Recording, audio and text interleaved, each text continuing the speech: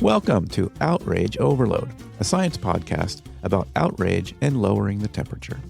This is episode 65. It's a taboo topic these days. Over 1 million lives lost in the U.S. alone, but the headlines have faded, the masks are mostly gone, and as a society, it's like we slammed the door shut on the pandemic, locked it, and want to pretend it never happened. The problem is, the trauma is still there. And for some people, so are the symptoms.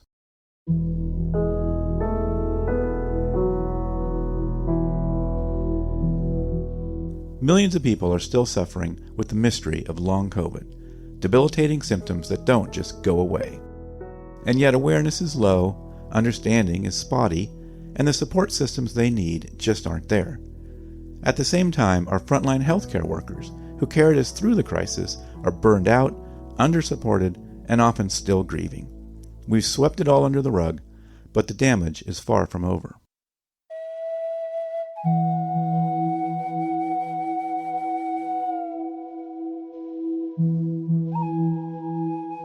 And that's what we're going to talk about on this episode of the Outrage Overload podcast. I'm your host, David Beckmeyer, and today's guest knows this story from both sides of the hospital bed.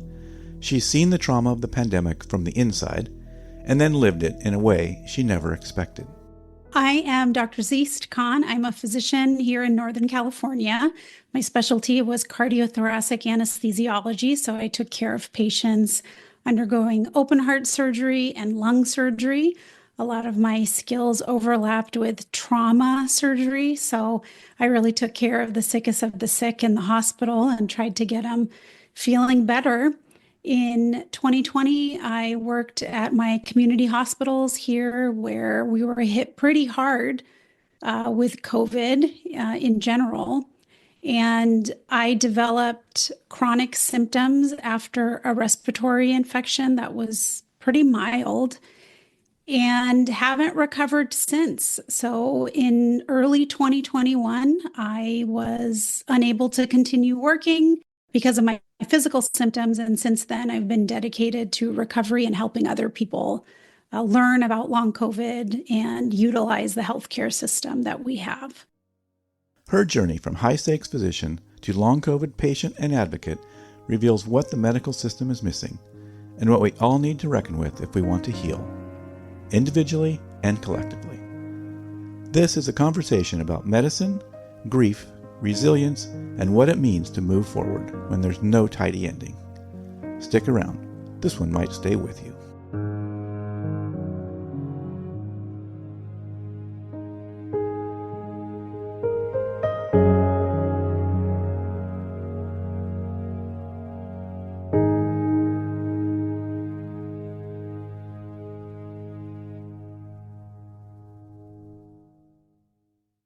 Well, Dr. Zeest Khan, thank you so much for making time for our show. Oh, I'm so happy to be here. Thanks for having me. I'm glad in your intro you said what kind of doctor you are and also what you treated, because A, most of us probably couldn't pronounce it, and B, we certainly wouldn't know what it was. So that I appreciate that. You know, for most of us, by now, pretty much all of us have probably had COVID. But for most of us, it was, kind of just it was a sickness. And for some in the early days, obviously, it was pretty bad. Obviously, 1 million people, that was the last disease they ever had. But for a lot of us, we just got it. We had it for a while. We got better. But for a lot of people, that was not the case. And in your case, you're one of those people that suffers from what we're now calling long COVID. So share a little bit that personal journey of living with long COVID. What's it been like navigating the healthcare system as a patient yourself? Sure. So it is all almost feels like a blur. The past 5 years really feels like a blur. The severity of COVID and the impact of COVID, not only medically, but psychologically, was in phases. In those early days of the pandemic, when people thought we were just going to be dealing with this for a few weeks, it was pretty clear to me that this was going to be a long-term issue. The severity and the chronicity was a question. So I was as stressed as everyone else who was worried about their own health, but also their children. And I also have parents who live close by. But I went to work and worked on the front lines, and it was very surprising and difficult to wrap my head around the symptoms that developed for me after my respiratory illness. And I say my respiratory illness because in early 2020, the rapid tests that we rely on now were not available to the public and were only available at particular hospitals and were utilized on only the absolutely most sick people in the hospitals. So I have a presumed infection, which sort of is a high likelihood given my line of work. But I was confused. I was confused about why these various symptoms that I had, between my very severe asthma, dizziness, and fatigue that couldn't really be explained fully by the asthma, was so persistent and was not getting better. I waited very long before admitting I was ill and needed to take medical leave. And once I did, my symptoms were very severe. I learned about long COVID not from anyone in medicine. I learned about long COVID from a patient without any medical background or medical training who had been admitted for COVID herself for an acute infection and was suffering with many of the same confusing symptoms that I was experiencing. I was lucky enough to be connected with her, friend of a friend, and once I learned what she had gone through and what she had subsequently learned from other patients who were experiencing the same sort of cohort of symptoms or combination of symptoms, I became empowered and started navigating healthcare in a new way. So, the biggest lesson that this illness has taught me is that medicine needs to evolve. We do not know everything. And in order to move forward with long COVID and maybe metaphorically with a lot of things, we need to collaborate. And these like power structures and hierarchies need to be questioned a little bit for the benefit of all parties. Mm-hmm. Yeah, well, it seems like with long COVID, from what everything I've read, there are millions of, despite the fact that there are millions of people affected, it seems like the research and treatment seems to sort of lag behind. What do you think? I mean, you mentioned collaborating more. What do you think we could do to push for more attention and resources, or otherwise, sort of improve the situation? Sure. There's two things happening sort of simultaneously. One, this disease probably falls into a category of post-infectious chronic illnesses that has been poorly studied up until now, but has been known for decades. That is a big failure in our scientific community. Now we're playing catch up a little bit. And not only are we playing catch up with research, we are seeing institutions perform sort of redundant research or research that's already been done on other post-infectious diseases.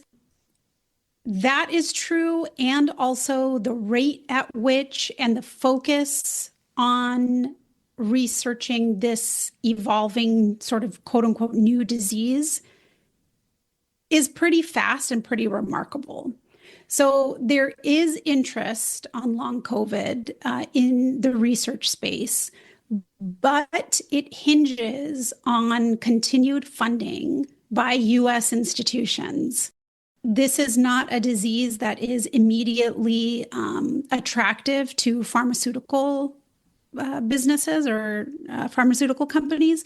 So that research is probably not going to happen anytime soon, or the investment from pharmaceutical companies is not going to happen anytime soon. So we really need to build the foundations using the structures that we have and, talk about long COVID, say long COVID. My particular point of interest is educating clinicians, particularly primary care providers, on being able to recognize the symptoms and presentation of long COVID and offering real practical treatments while the ultimate cure is researched. Well, and do you think it will be sort of an ultimate cure, or do you think there's maybe different categories or people that have different root causes? Yeah, that's a really great question.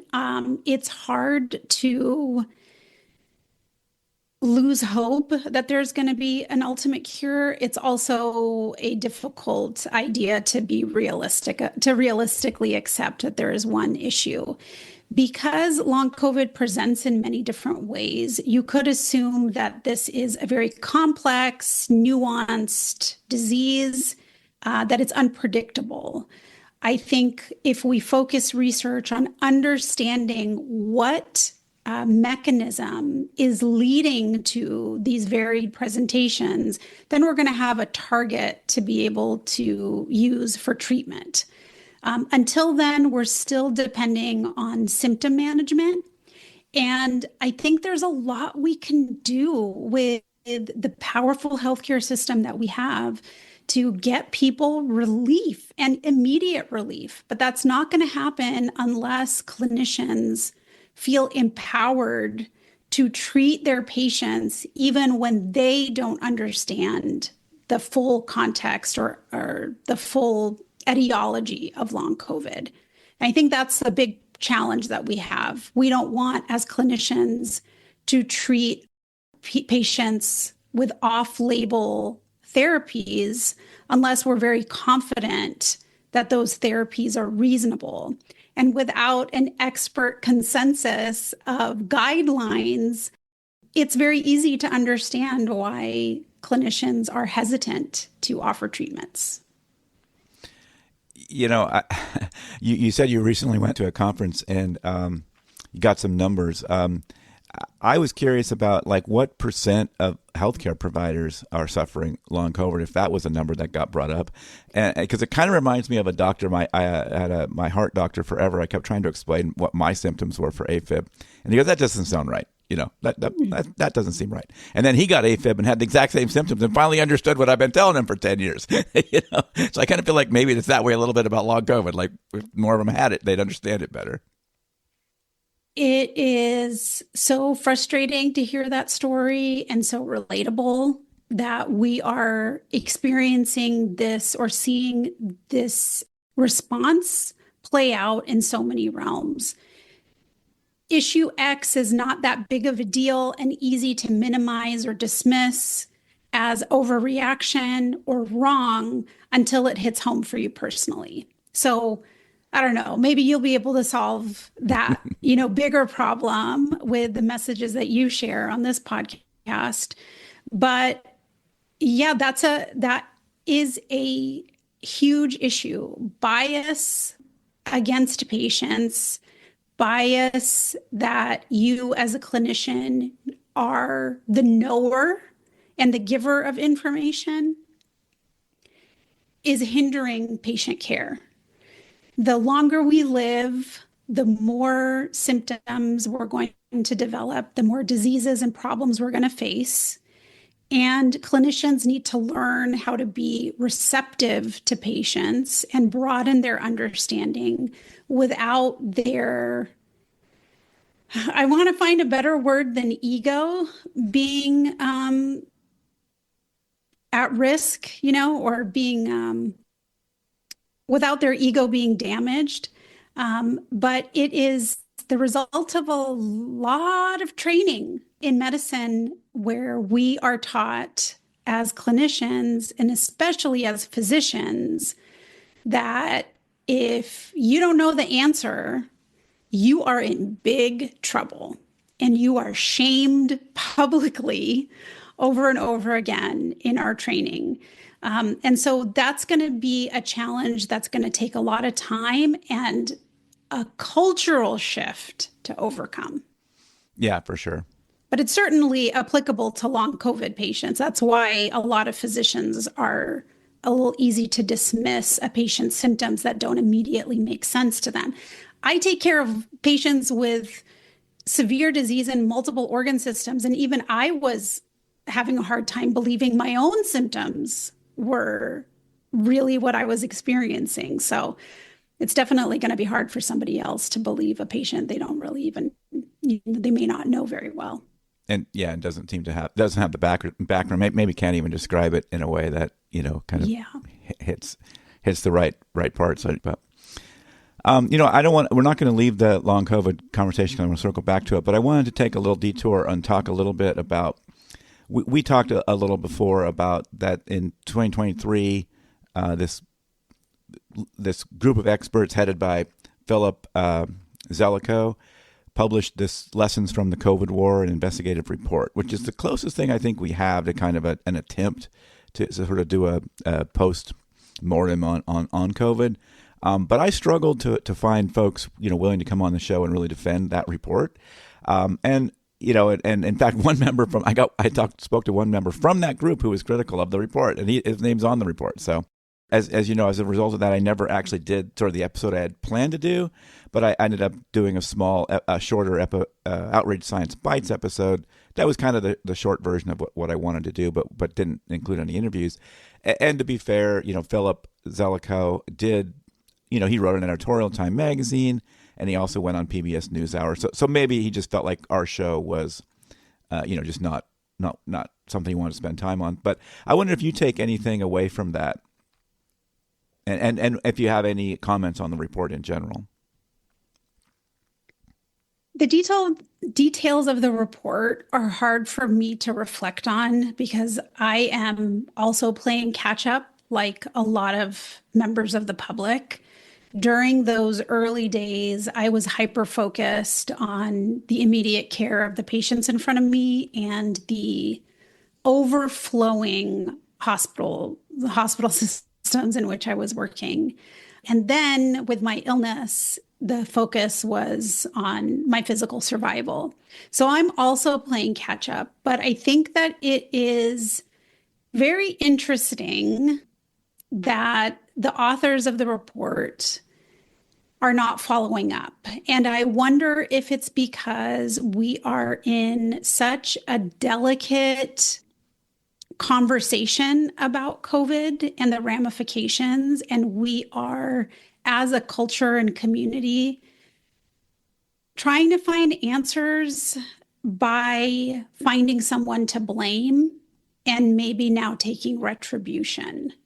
So if I look at what happened with your episode and the lack of attention to it and the difficulty getting people to talk about what they even published, that's what explains it to me, is that it is risky right now to bring attention to the pandemic, especially in 2020 and 2021.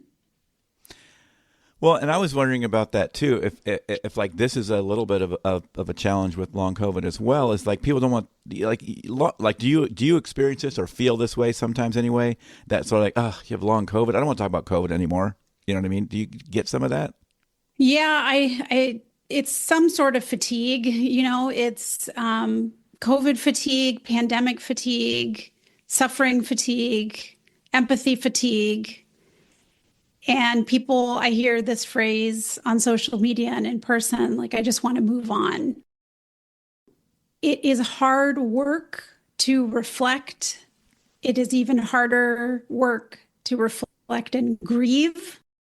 And I think what we instinctually are doing is running away, kind of psychologically, from what happened to us as a community.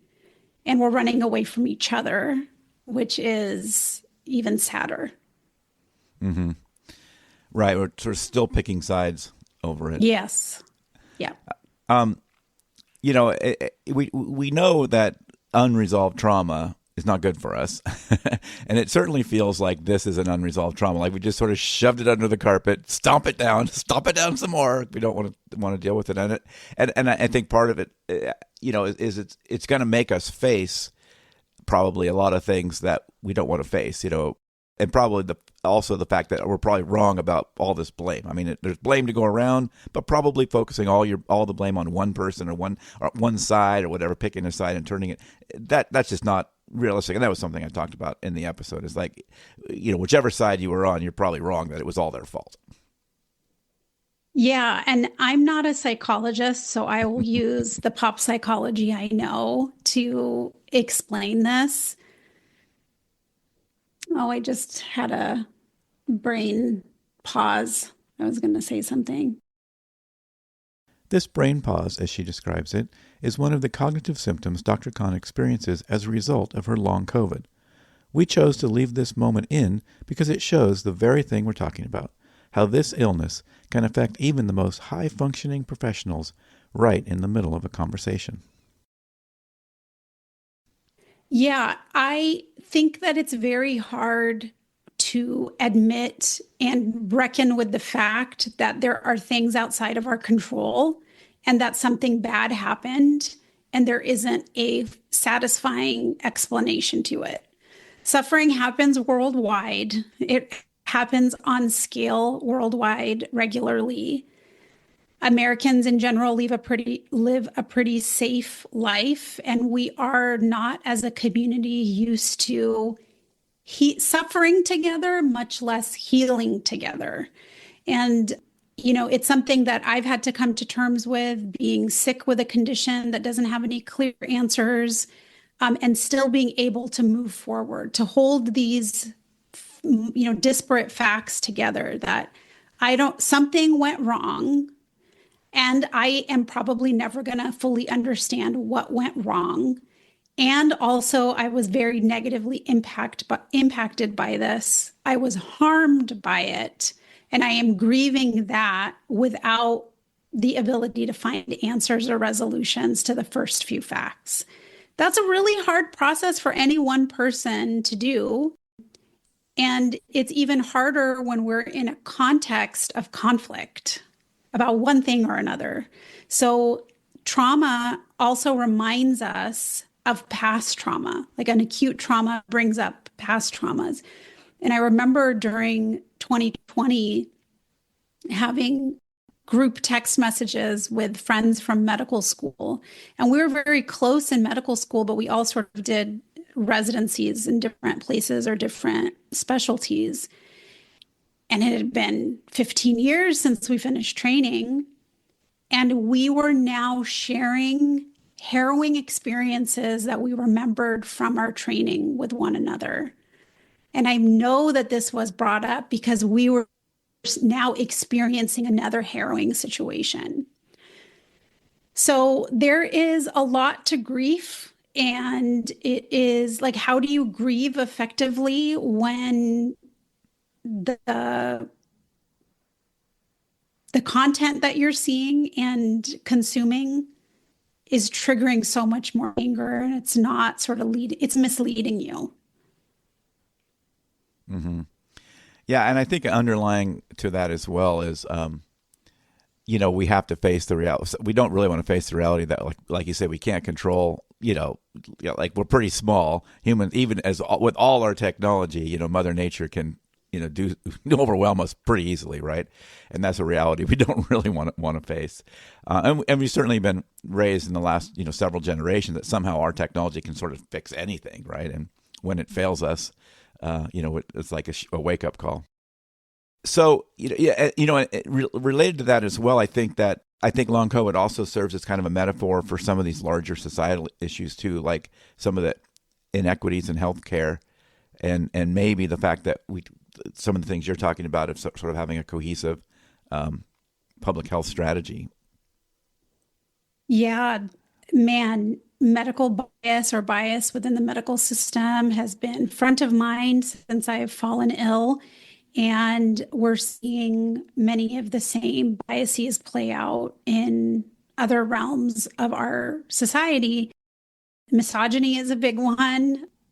Diseases that are poorly understood, like fibromyalgia, many autoimmune conditions like multiple sclerosis, even rheumatoid arthritis, that disproportionately impact women and disproportionately present in women above the age of 30.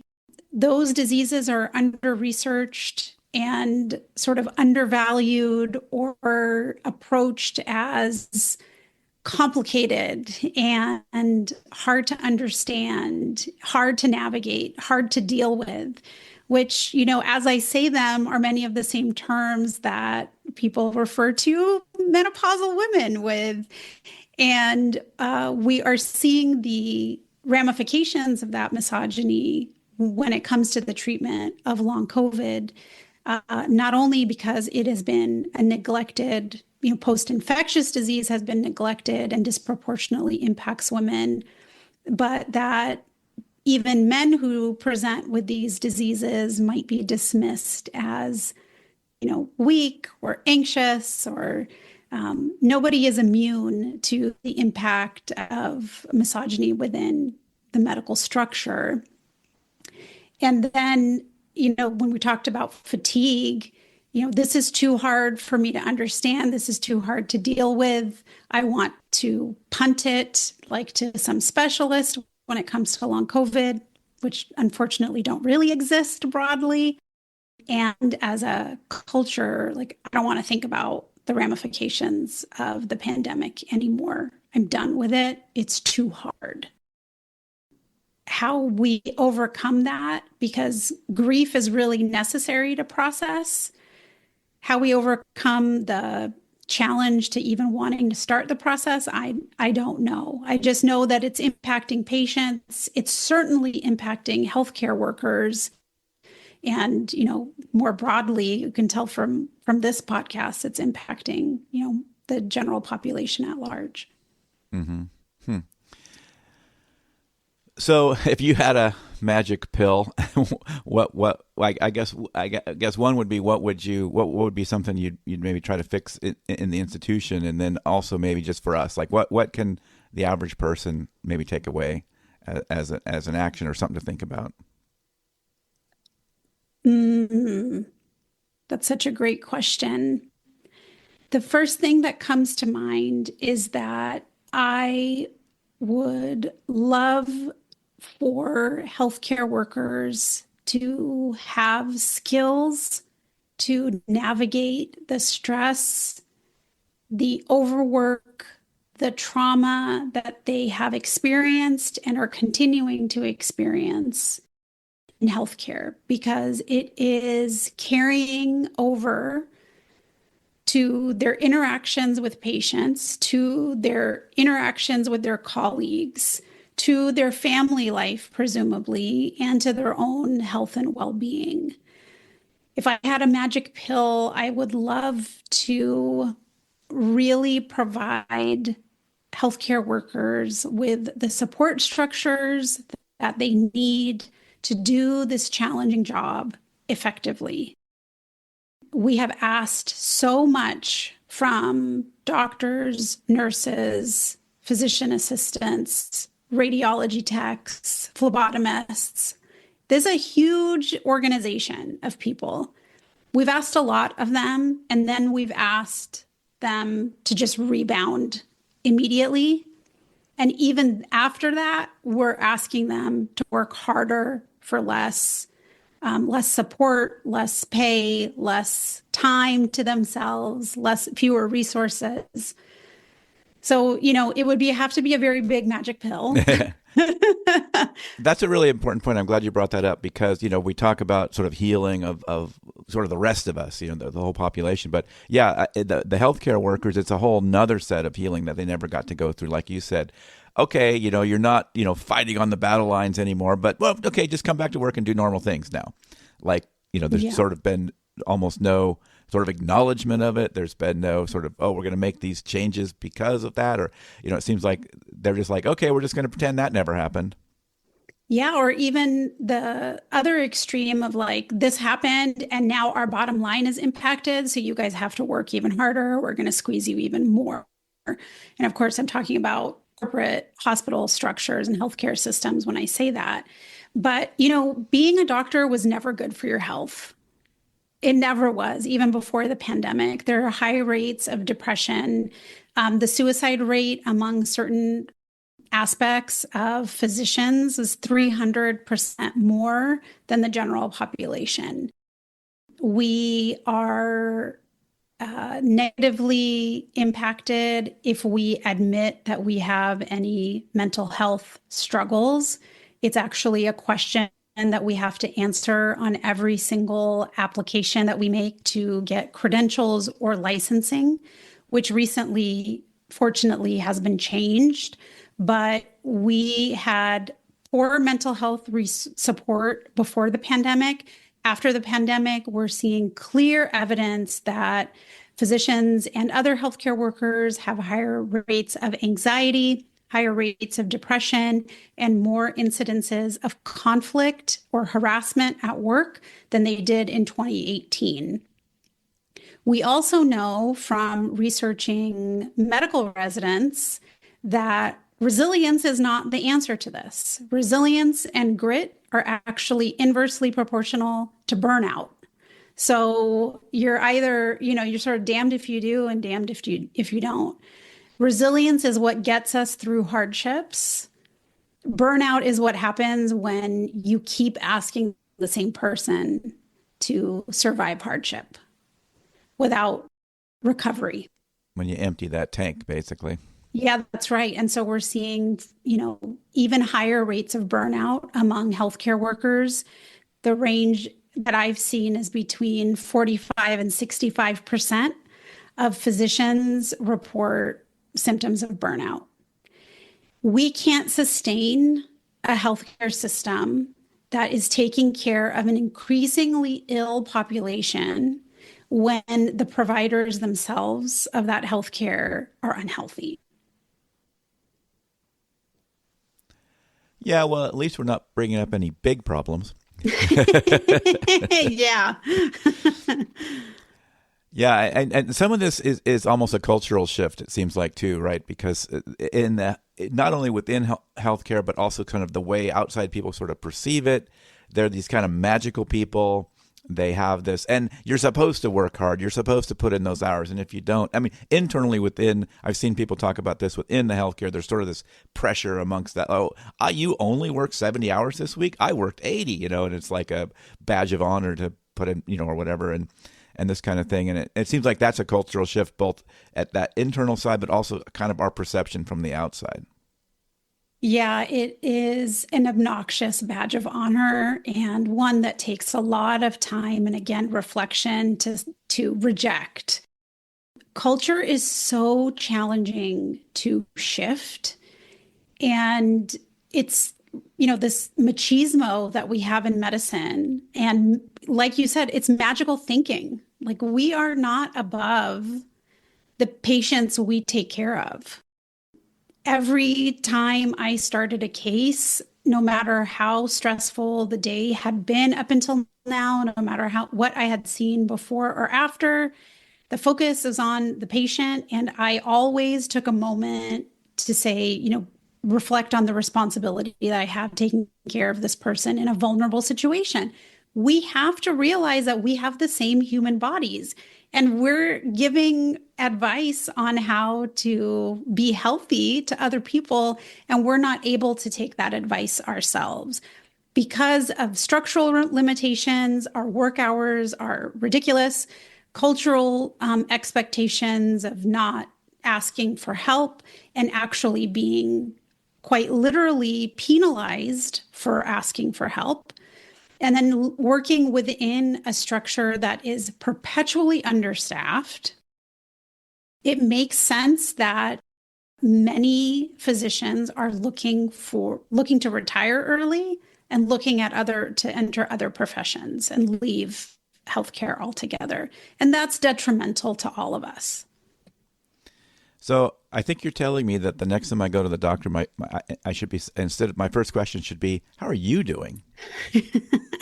How are you doing? It is a loaded question for all of us right now. And our instinct is to just be, I'm fine.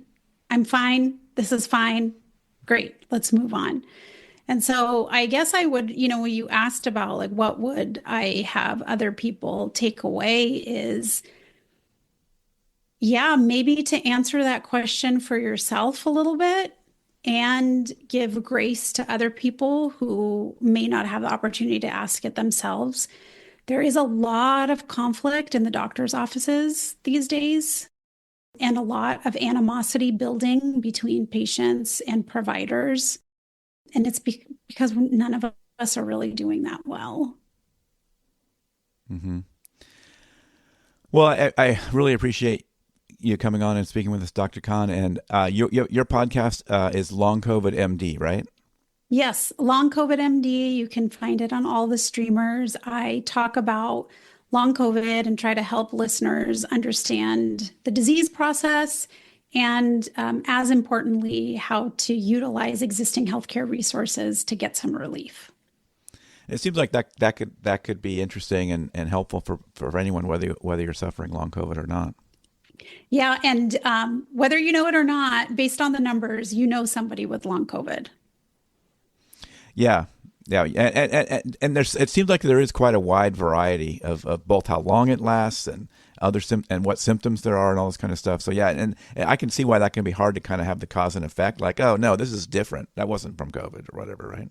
That's right. It is up to 200 symptoms have been linked to COVID infection. That 200 chronic symptoms have been linked to COVID infections. Some people recover within a few months. I probably am going to be battling this for a very long time. It just depends, but you don't need to suffer. There are, if not ultimate answers, there are some tools that you can use. So see your doctor and try to collaborate. Awesome. All right. Well, thank you again. I really appreciate it. I had a good. Enjoyed speaking with you. It's my pleasure. Thank you. Take care. You too.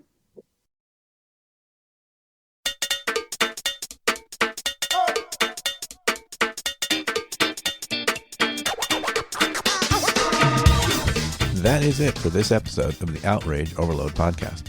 For links to everything we talked about on this episode,